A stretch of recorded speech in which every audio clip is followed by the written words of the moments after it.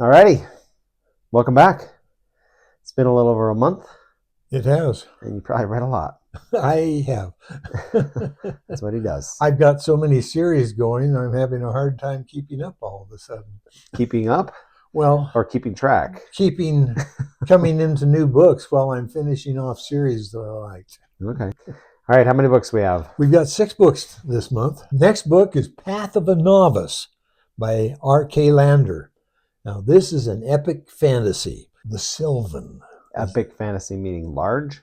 That means it's a grand nation encompassing story. There's 6 books in it. I've read 4 of them. And they're how large? The first book is 254 pages. After that, they get longer. And it's finished or not finished? I think it is, but I haven't read the last book, so I don't know. Okay. We're talking about an elven nation composed of alpine elves and Silvan elves.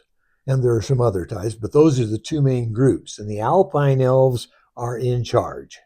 The Silvans are forest-dwelling elves, where the Alpines live in cities in the mountains. Alpines are in charge of the government.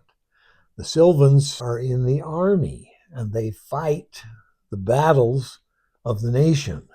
But the Alpines look down on the Silvans and have gotten to the point where they treat them like second-class citizens. And the Silvans are not terribly happy about it, and there's starting to be some unrest in the kingdom because of it. Seems like a bad idea to tick off the military. Yeah. All of the commanders in the military are Alpine. Most of the soldiers are Silvan. The king is, for some reason, very ineffective. He used to be a really great king, but for the last 20 years, he's been quite ineffective and lackadaisical and not seeming very interested in his kingdom. His children don't like him. They blame him for their mother leaving. And he's really not doing much to run the kingdom. And there's starting to be an undercurrent of alpine elves that want to take over the government because they think they can do better. They're in a war, undeclared, with the Sandlords and what they call deviates. These Sandlords and deviates are invading the Silvan forest lands. The Alpines want the Silvans to leave the forest land and come to the city so they don't have to defend them out in these little villages. And the Silvans are in love with the trees and are not willing to leave their forest. So there's a lot of unrest in the kingdom. Our protagonist is Felinar. He's a half-breed. He looks like an alpine elf, but he's got the green eyes of a Silvan elf. He gets a lot of flack from both sides from it. And he calls himself the Silvan because he wants to be known as a Silvan. He doesn't know who his father is, but whoever he is, he figured he abandoned me. I have no interest in him.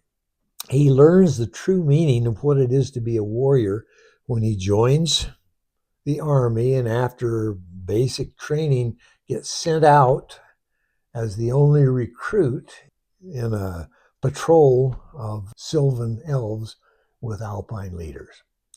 And there's a lot of fighting, more than anyone expected, because they run into these Sandlords and have to fight for their lives. And Felinar really shines in these battles. He has trained himself to where he is a top-notch bowman and a great swordsman.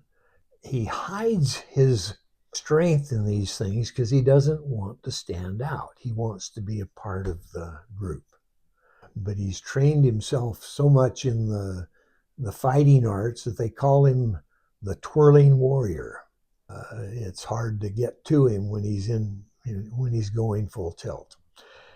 And it's a grand saga where you learn about the Elven nation through the eyes of Felinar and his friends. And it's a really good, fascinating story that just pulled me in. I enjoyed the whole thing. Battle, magic, honor, discovery.